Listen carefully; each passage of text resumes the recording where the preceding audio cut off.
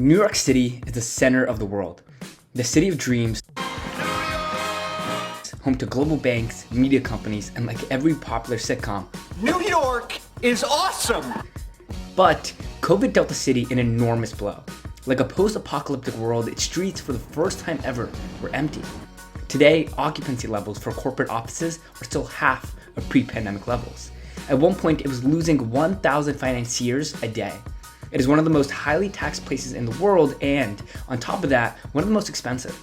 Crime is rising, and many complain its infrastructure is outdated. So what's the future of New York City?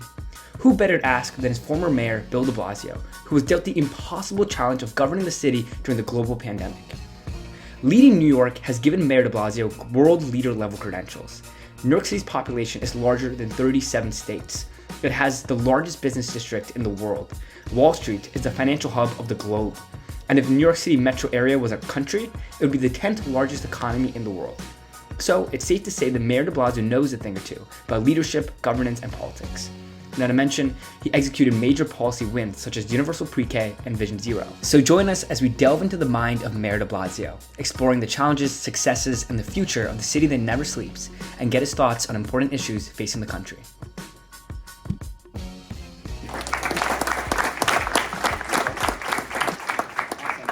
All right, well, Mayor de Blasio, thank you so much again for taking the time. Let's just get right into it. You were an undergrad here at NYU, like many of us are. And then you decided to go to enemy territories, do the master's at Columbia, and then you went straight. I don't know what came over me. Then you went straight into public service. You spent so much time in the New York City Council. You were the public servant. What made you know right from the get-go that public service was your calling? I felt very connected to the world around me. Part of my family comes from southern Italy, so I very much was steeped in the immigrant experience. That affected my thinking. I came up during the time of the Vietnam War protests. I came up during the time of Watergate. My parents, unfortunately, had a very negative and unfair experience during the McCarthy era. There's a lot of things that I felt brought the world around us, the political world, home to our family, so it was very personal from the beginning. And once I interpreted that, really mainly in my high school years, as being the reality, that all of this was extremely personal, then the notion of being participant, responding, acting, became essentially obligatory to me. And I'm not saying that, I really want to emphasize this, I'm not saying that as some grand moral statement. And for anyone who is thinking about public service, I want to sort of put this out up front, that you have to feel it. It has to be organic. It has to be something that is ideally as personal as possible. That simple phrase from the 1960s movements, the personal is political. That's the great generator of positive energy, regardless of ideology. But for me, once I conceptualized the notion that I could participate and could make an impact, the notion then of standing aside and not being involved literally was unacceptable. It was almost like physical. I had to find some way to participate and contribute. So the morning you get elected to mayor, and you take on the most important office in the city, but one of the most important, I think, in the world. New York is one of the largest cities in the world. How do you feel? Is it stressful? Is it humbling? Is it like, what have I gotten myself into? It's all those things. As we were going through the inauguration, which was noon on January 1st, 2014, there was a blizzard coming. And I'm kind of like, this sucks, first day on the job. And so, that kind of like, you'd like a little bit of warm up and a little bit of phase in, but suddenly we were right in it. And, I've been in public life a long time. I've been involved in New York City a long time. I, on one level, was not surprised by much. On another level, the totality of it. Of course, it's impossible to feel what it will be like until you're there. And I think I had more of a grounding than most. I had worked in City Hall for another mayor. I'd been in the City Council, all these things. But when all of the, when you have almost 9 million people you're responsible for, which is implicitly an impossible task, you can only do so much. Figuring out how to be effective, how to focus, how to have a strategy you stay to while dealing with all the incoming, all the changes, all the stuff you have to react to, it's in some ways an impossible task. What really was clear to me from the beginning was just how fast it was. Because every time I thought we were sort of centered on something, the world would change very quickly. And this is all pre-pandemic, where sort of everything got erased for 2 years. And obviously there was no handbook, there was no preparation that could possibly make you feel what it was like to govern in a pandemic. One of the things I think is really, I don't want to get deep into it, but just to say, it's a very sort of historical and political science terms, managerial terms, a very, very strange reality for all of us who had to govern during the pandemic, that there was no one alive who had had a similar experience. That the last comparable experience was 100 years ago. And that really hurt. Because in so many other life moments or other scenarios, there are people to consult with who can not just give broad advice, but actually were there. In this case, globally, there was no such person. But bottom line is, I worked really hard to get there. I was excited, I was energized, I was focused, and then I was shocked by just how fast and intense it was. And then on that note, because in COVID so New York has this reputation. We're this little liberal oasis in the United States, but there's still a lot of political diversity here. And it's not easy to get everyone on the same page, but you still got a lot done. So how do you deal with people who are completely opposing everything you're doing, whether it was getting Americans or New Yorkers vaccinated, or when you were getting the pre-K program through, or all the different initiatives that you did? How do you get a consensus around ideas? I mean, I think it's a fallacy to begin with that this place is sort of liberal oasis for a lot of reasons. I mean, first of all, in a city of almost 9 million people, there's tremendous diversity of opinion and interest. It's the most diverse place on earth, arguably. So right there, I mean, it's a given. There's going to be a disagreement on essentially every matter. Also, for most of the time I was in office, there was either a Republican state senate I was dealing with, a governor who at times seemed like he might be a Republican, for all of you who paid attention to that governor.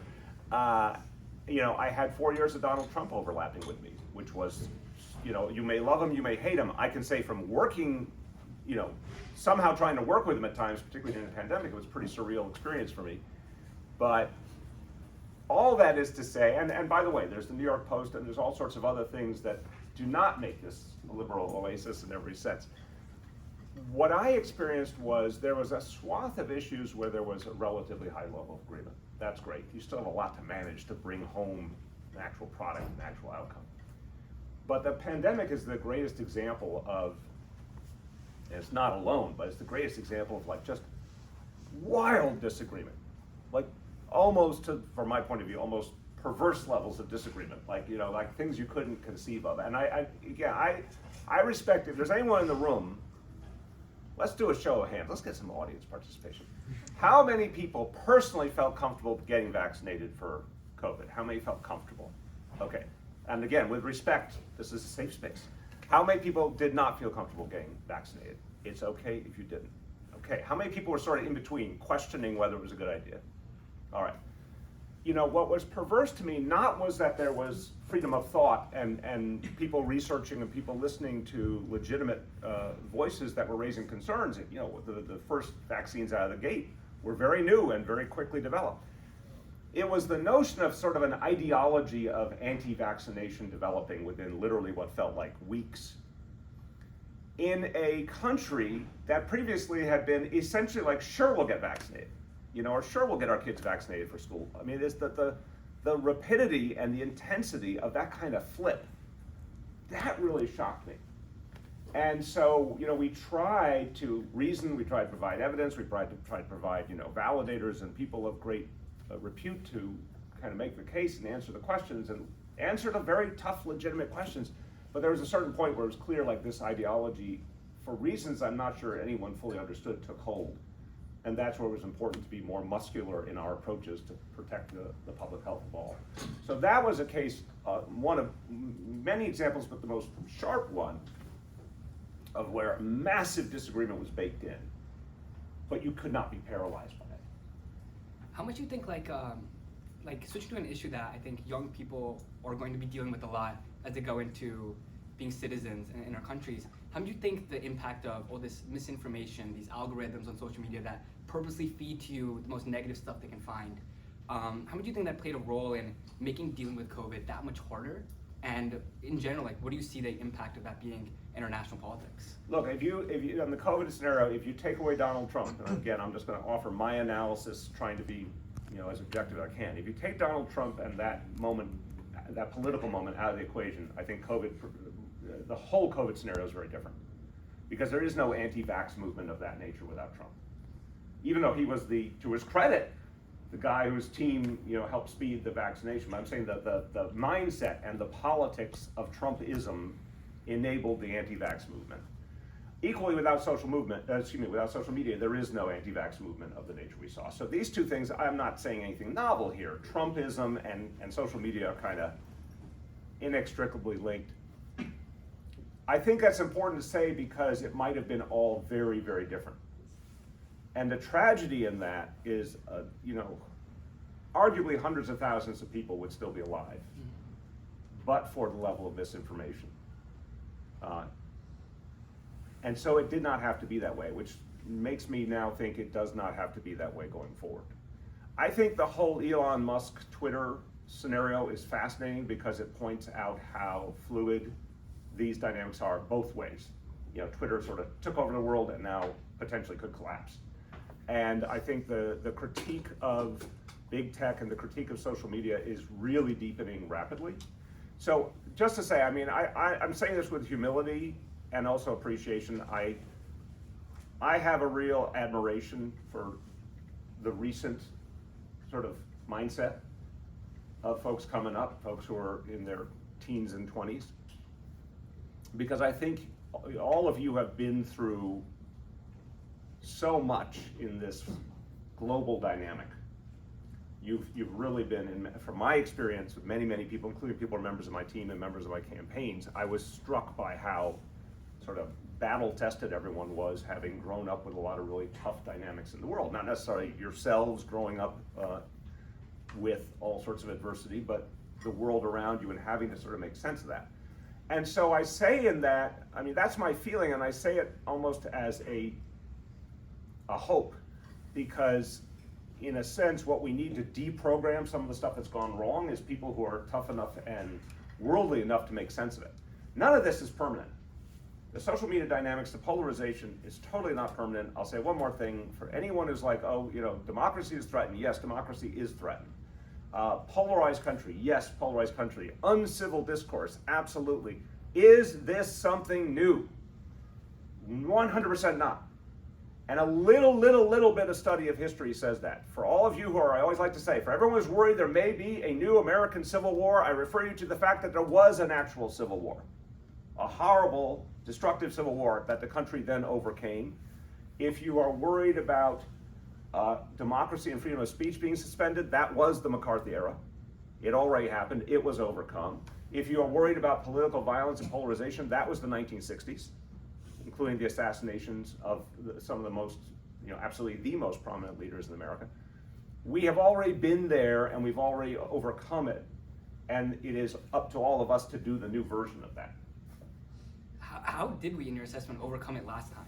And what can we be doing to make sure that we do it again? Because there's all these studies coming out that like maybe 5% of people want a close friend to be of the opposite party, or they want their child to marry someone from the opposite party. It's like this new divide that we're dividing our social groups and our families and communities into. How do we overcome that bridge and learn to work with each other and be one country again? I saw that marriage statistic. I wasn't blown away by that. First of all, I don't know how much they tracked it previously to give us a control model. I think if someone doesn't care about the political reality, they'll marry anyone. That's cool. There are people who marry folks who, have no interest in what their mate does for a living, and they like it that way, right? There's all sorts of permutations. The fact that people would marry like-minded people is not shocking or aberrant. So I kind of think I think that's a little bit of clickbait. I think that's like, oh look, polarization. Let's do a show of hands. I want to ask people. I'm going to try and precisely ask this question. If you're going to spend your life with someone, decades and decades, do you think it's important to see the world in many ways the same?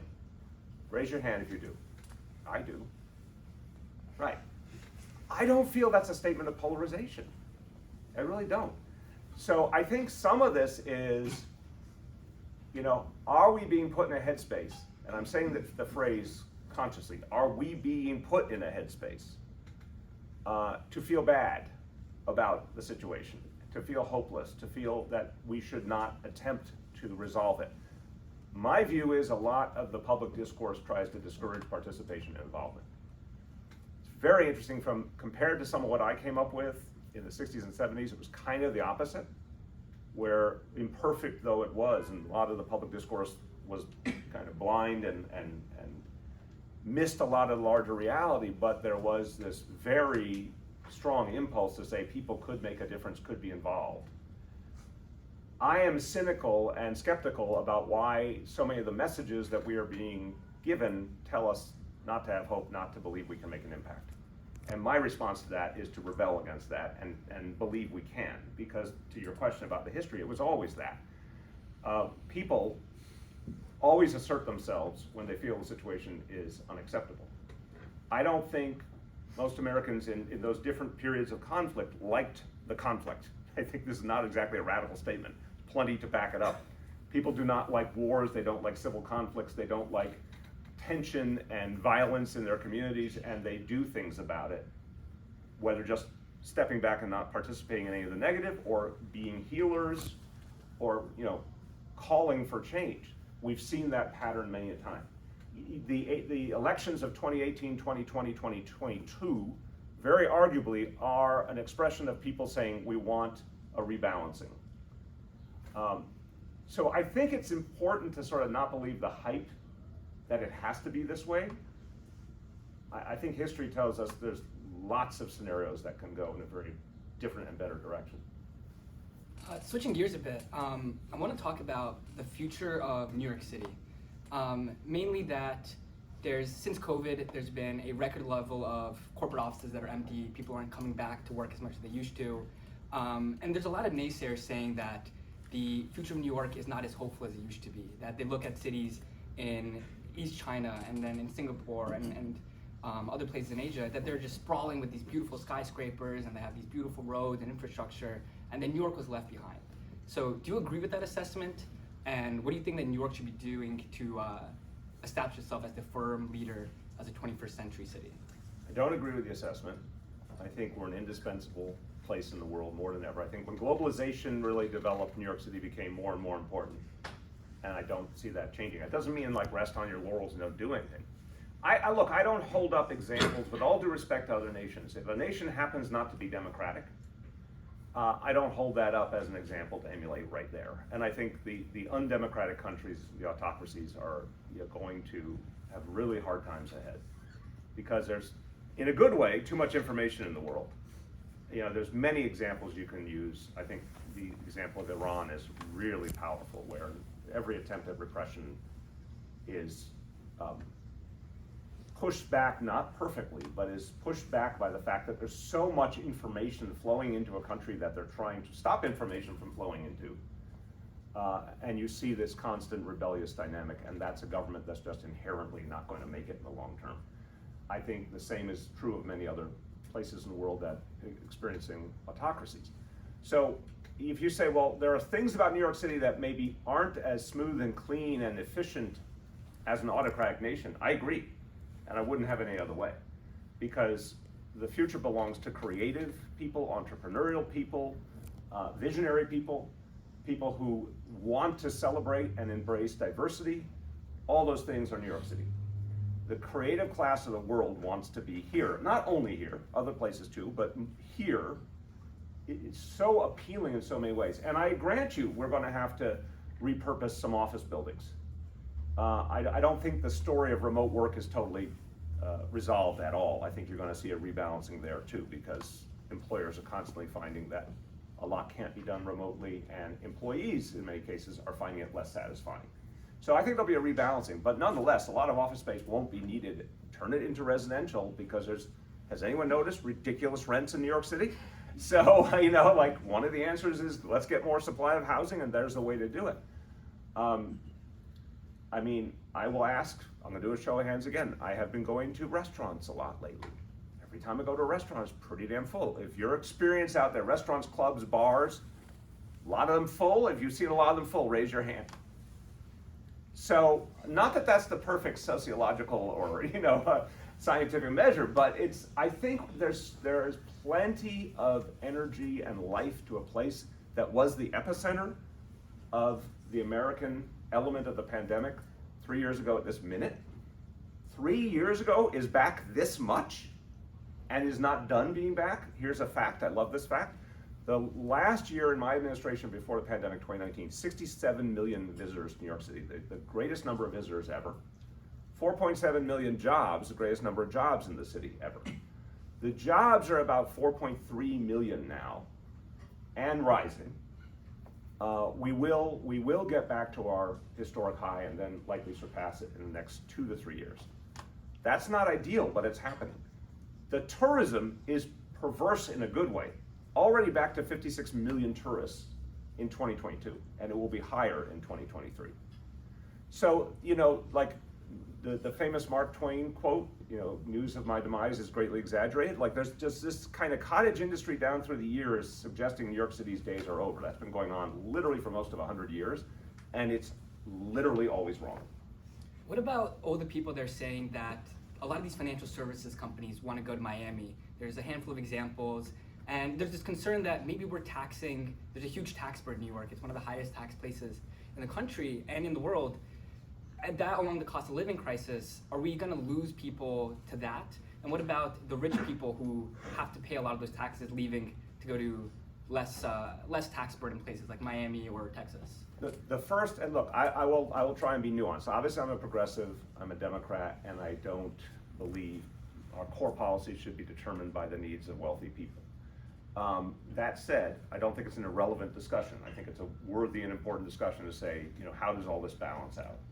Wealthy folks are an important part of our tax base, but here's the rub. This is a stunning figure. In 2021 in New York City, there were 70,000 millionaires. In 2022, there were 80,000 millionaires. New York City is producing more millionaires constantly, and God bless Miami and every place else. This is a place where people have crossed basically every industry, and that's not true in Miami, and that's not true in hardly any other part of the United States of America. I don't care if you're in media, if you're in the cultural field, tech, life sciences, finance, just go down the whole list. There's essentially one place where you can be deeply involved in every conceivable industry, and it's here. And there's only one place in America where you can have total global reach across all industries, and that's here. There's only one place in America that international companies start by saying they must be present in, and that's here. So the fact that we are producing so many millionaires is partly, of course, the stock market for that period of time when it was very good, but it's also that people here have that entrepreneurial genius by the nature and the history of New York City over 400 years, always been an entrepreneurial place. People come here from around the rest of the country to create and to literally make their fortune, to build. And then people come here from all over the world, even with a rather repressive set of immigration policies, which are not, by any stretch of imagination, permanent. I do believe over time you'll see a liberalization of immigration because it will be nationally necessary with low birth rates in the United States. When that happens, New York City becomes even more important because every community on earth is represented here, so it is the ideal launching pad for so many people. So again, little bit of a long game here. I notice, Florida has had some success, and I don't begrudge Florida. I also think Florida is squandering their success by the minute with anti-LGBT policies, with book banning, with environmental degradation, the policies, anti-business policies. What kind of pro-business state attacks their number one business? And it's not exactly a communist organization, the Disney Corporation. It's like how is that a pro-business environment? So I think that's going to really hurt Florida, and you are starting to see people saying, I'm not comfortable in that environment, and they're coming to places like New York that are open cities and tolerant and respectful. One last question, and then we'll open up to the audience. And for the audience, if you have a question, you can just raise your hand and I'll call on you, and you can stand up and ask your question. Last question is, you were mayor of all of the boroughs in New York, which one is the worst, and is it that bad? Nice try, pal. I love all my children. I love all my children, but Brooklyn is my truest love. My truest love. Go ahead. All right, hands. Yeah. Yeah, thanks for being here. I really appreciate it. I think it's amazing that we're able to have you. I think growing up, I definitely wanted to become a politician. It's something that I had aspirations of, and of course, being the mayor of a place like New York City is like something that I dreamt of. As I grew older and like really began to look into the job of a politician, I realized that you get scrutinized a lot, and oftentimes people vilify politicians, and a lot of people hate you. So as you went throughout your political career, running for president, for example, how did you deal with just the mental aspect of going through it where you're getting criticized like so much? Yeah. And I think this is something that people across the political spectrum, Republicans and Democrats, definitely face as well. Yes, and I've heard this from a lot of folks at different campuses I've been on who are interested in public life, interested in contributing, but very, very worried about the negativity, which is 100% natural. To borrow a phrase you hear a lot in sports commentary, I think it's a good phrase, shouldn't be misinterpreted, mental toughness. Now, I am not into this unfortunate American cultural reality that says if someone's dealing with a mental health challenge, they have a character problem. I feel exactly the opposite. If someone's dealing with a mental health problem, they're a human being. And it's common in all of humanity. But I think when you say mental toughness, it is a good phrase because it says it's something you develop. You develop a resiliency. And that toughness may be about self-care and doing things that are nurturing and knowing when to get help when you need help or therapy or whatever. The toughness may come from a support structure. The toughness may come from a belief structure. The toughness may come from a circle of friends or family. But the toughness is sustainability. And so what I would say is if you want to do anything of consequence in the world, you better have that, or you better develop that. I don't think that if you say the business world is the obvious alternative, or the nonprofit world, let's take those three sectors. True that politics and government may be the most difficult in one way in this environment, but it's also the most consequential in many ways. So, I've talked to enough CEOs to know their lives are filled with tension and pressure and controversy, and the nonprofit world as well. So I think that the question really is consequence. What impact do you want to make? I will give you the most beautiful example. I never knew this was possible. I was blessed enough to, lead an effort to give every child in New York City free pre-K. That's very likely going to be here for a whole long time. Already hundreds of thousands of kids have benefit. So, okay, that was, do you know what that feels like in your soul when you can do that for people? And what's the downside? A bunch of assholes call me names. Like, oh wow, so okay, let's go over this again. Would you rather this is one thing I was able to do with my team. Would you rather hundreds of thousands of children got a great education and opportunity to unleash their potential, right? You can have that with the assholes calling you names, or you could have no one ever calls you a name because you aren't in a place to do anything consequential or controversial or consequential. And no one calls you a name because no one notices. If anyone in this room said, hey, I would rather have a milder life, I'm not judging. If that is important to you, that is your right.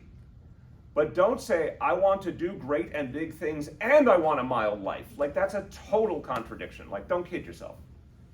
Decide what you want. Thank you. Yeah. My question is kind of similar. So one of the reasons that I'm studying business, I'm also very interested in politics, but I always heard that governments, it's very hard for them to get things done. There's a lot of gridlock. So going back to your passion, ambition in politics, how much of the things that you wanted to get done were you actually able to get done, and how did you kind of deal with that? Crazy number got done. You write a campaign platform, right? And it's a wish list. And it should be sincere. And you should believe it's reasonably realistic. But it's also kind of propaganda in the sense of you're, trying to exhort people to a vision. We actually did most of it. And, we did pre-K for all, we did Vision Zero, to try and stop traffic deaths.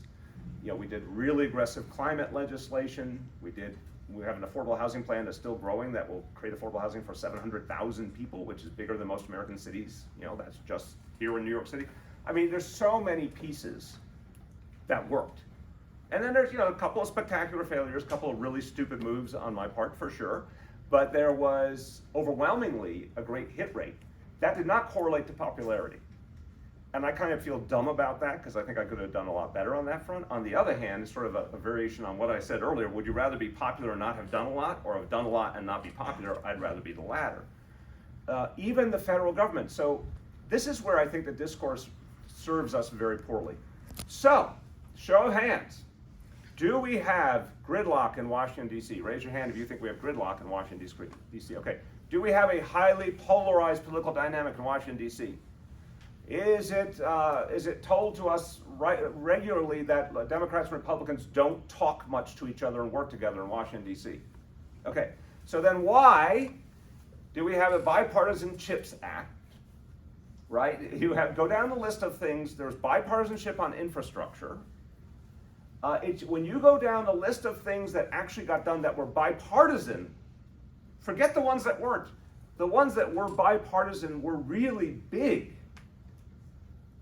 It's shocking. It's shocking how much got done in the last couple of years at what was supposed to be one of the toughest moments. Then if you look at the things that were more partisan but still were examples of government doing something, the Inflation Reduction Act, the biggest investment in addressing the climate crisis in the history of the country, among other elements of that act.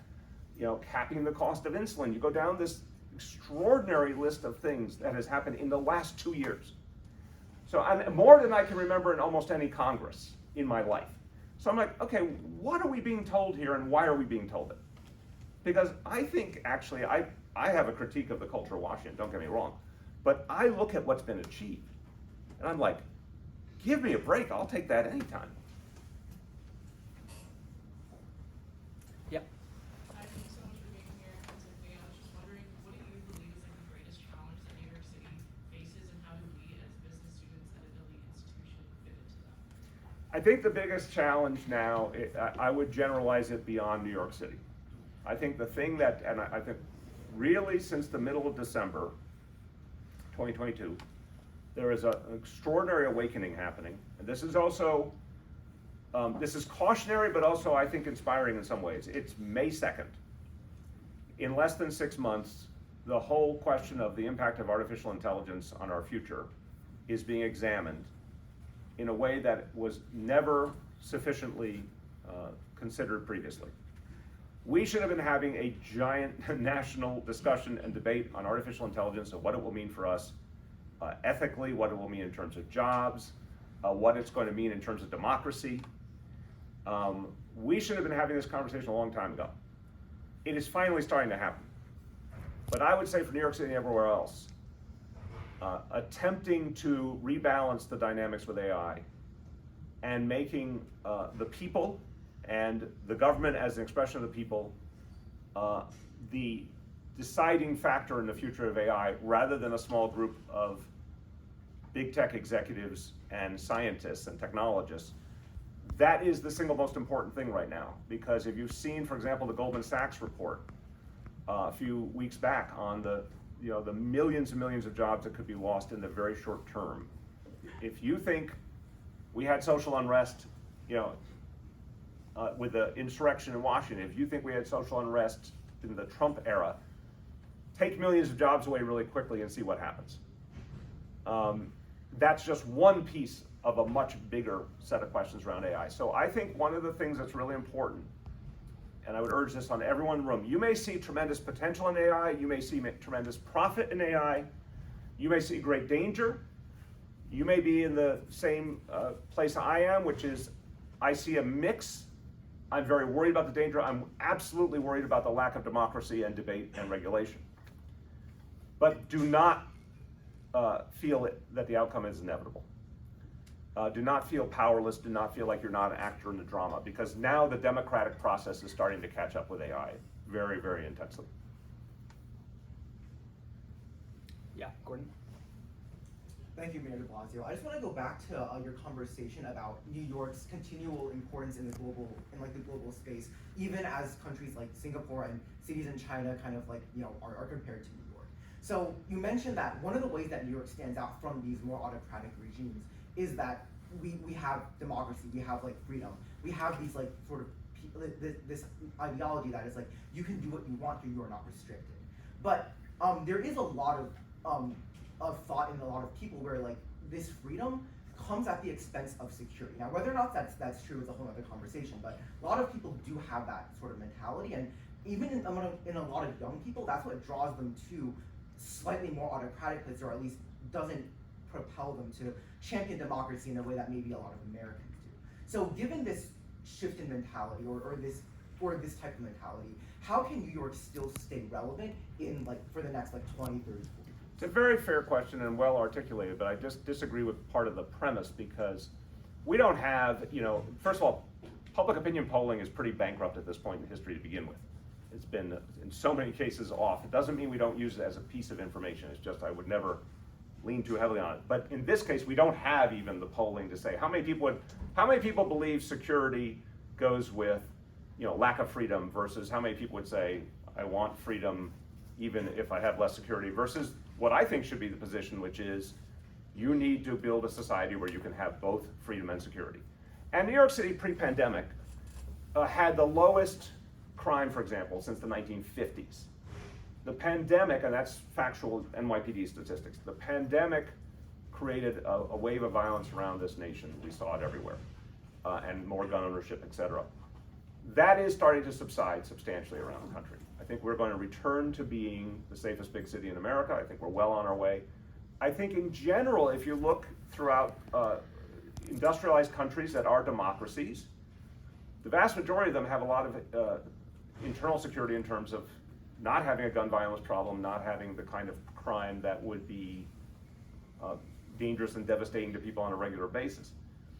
Terrorism is an interesting question. Now, thank God, I'm going to knock on wood and say, those dynamics are evolving and some calming has occurred, but we're not out of those woods. There's a great question about, do free societies leave too much space for terrorism? But I think we also were able to show that free societies can respond to terrorism in a variety of ways while maintaining freedoms. So no, I think it's the other way around. I really do respect your question. I think it's the other way around. Look, if someone says, I don't care about my right to free speech, so I'm going to go someplace where I don't have a right to free speech, that's a choice. Ironically, that is a choice that freedom says you should be able to make. If you want to go and have your rights be taken away, go do it. But I would argue, with the flow of information around the world, that the vast majority of people who are well-educated, who are creative, who are entrepreneurial, would rather have their freedoms. And they can have them in democratic societies. So I'm going to take a poll of the room. I'll try and make this a non-biased question. How many people in this room would give up a significant portion of your freedom of speech if you felt it gave you more physical security? How many people would do that? That's cool. I love you all. It's all good. Okay. I'm not surprised that the result is the vast majority of people wouldn't do that. I wouldn't do that. I would never do that. And again, I said my parents went through the McCarthy era. I saw, and they came out, thank God, reasonably okay, not entirely okay. And they were just liberal Democrats. They were hardly radicals. When you see a society that represses people like that, where freedom of speech is close to being closed down, you never want to take that chance in your life. You never want to be on the receiving end of that, in my opinion. All right, I think we have time for one more question. We have about 3 minutes left. Yeah. Hi, Mayor de Blasio. It's such a privilege to be able to speak with you. One of the things that's fascinated me about your role as mayor is that it somehow balances a lot of local interests, like dealing with the NYC high school system and snow plowing, to a lot of these larger issues that reverberate and affect state and national governments. I guess when you're mayor, how do you think about all those issues, and kind of how do you think about what the byproducts are of your decisions? Thank you for the question. It's a very thoughtful question. I would do a weekly radio show with Brian Lehrer and WNYC, and it was really interesting because half the show was basically people being able to call in from all over the 5 boroughs with whatever question that you have. And Brian Lehrer, to his great credit, would try to raise some weighty issue He'd try and get into some like ethical issue, or he'd sometimes be talking about, you know, campaign finance reform or whatever it is. He'd go to the phones, and inevitably the first caller would be like Joe in Queens, and Joe would say, I have a tree stump in front of my house. When is the city going to remove the tree stump? You know, and it was like, you could set your watch by it. It is so fascinating that, you know, the former Speaker of the House, legendary political figure in the United States history, Tip O'Neill, said all politics is local. And so what I found is people live very locally, like right down to the block, right down to the building. And when you're mayor, you got to get with that. And I, on my good days, sort of fully got that and lived that way while trying to do bigger things, while trying to respond to bigger issues, citywide, statewide, nationally, internationally. On a bad day, I lost my balance. Because sometimes I was like, okay, I care about potholes, but like I care more about affordable housing, or I care more about pre-K for every child. But you know, in a weird way, democracy demands like, the leader does have rights as an elected leader in a representative democracy to set a tone, set an agenda. But you also have to listen to people. And you know, I sometimes should have listened more, that if what they really care about is the pothole or the rats or whatever, maybe you gotta lean in that way a little more. I think we can do one more. One more? Yeah. Hi, thanks for coming to speak with us. It's very nice to have someone with your experience here. Thank you. So I'm curious, you spoke a little bit about misinformation and the problems that that's been causing in our nation. I'm curious if you could speak a little bit on what you see as the path forward to solve that issue, or begin to alleviate some of the issues that it's caused, both in a political context and also in a cultural context. I appreciate the question a lot. And I want to say to everyone, great questions and very much appreciate it. And thank you so many people. I know it's a busy time of year around here, but I thank everyone for wanting to engage in a discussion of where we're going. And the answer to the question begins with, I just want to encourage everyone to feel participant. I just want everyone to feel, you know, in a way I think our society tries to talk us out of our own power as residents and citizens and members of a community, and I think we cannot let that happen. You have to believe that you can make an impact. And I think this is a great example. The dynamics of misinformation, we have to brace ourselves for them potentially to get a lot worse because of deep fakes and AI and other realities. However, we've had plenty of venues for misinformation since the printing press was created. I mean, literally, there was a whole controversy over the impact of the printing press and how it was allowing information to travel too quickly, including, unshockingly, some of what was printed wasn't the truth. So this is a little bit of a human thing. There has been always a challenge, and there's always been a human response that created some rebalancing. The dynamics now are the hardest ever, the most challenging, the fastest. On the other hand, congratulations, you are literally the most educated generation in the history of the world, literally. There's more people who have gotten more education today than at any point in global history, and certainly at any point in American history. So if you get an ever more complex and faster problem, but you throw at it millions and millions of more talented, educated, and battle-tested people, because again, I think generationally you've been given a certain inoculation, in my opinion, and this is a compliment, that has made you tougher and more worldly wise about these things. You know, part of how you answer misinformation is to call out misinformation. And you can call out misinformation and provide accurate information with the same speed that people provide the misinformation. So, you know, it's so funny that some of the discussion around AI and all is sort of like, as AI might have abusive and negative outcomes, people are saying, how do we counter-program using AI against AI, right? That's a legitimate question. If you start to see a discourse that's negative, intolerant, violent, you know, people need to respond to it and shut it down. We've seen this in well before social media, where we saw racism, we saw xenophobia, anti-Semitism, sexism, whatever it was, you know, manifest in communities all over the country. One of the most powerful ways to address it was for people of a wide range of backgrounds to gather together and renounce it and defend and support the people under attack. And that has often had a cleansing dynamic. So I would conclude by saying, I think the first thing to assume is you can fight back. If you start with I can't fight back, well, you know, there's a great saying in politics that if you run for office, you may lose. If you don't run for office, you will definitely lose. Right? So take that saying and apply it to the fight against misinformation. If you don't fight it back, it will definitely win. If you do fight it back, you will innovate. You'll find what works. You'll find people who share the same values and build coalitions of people.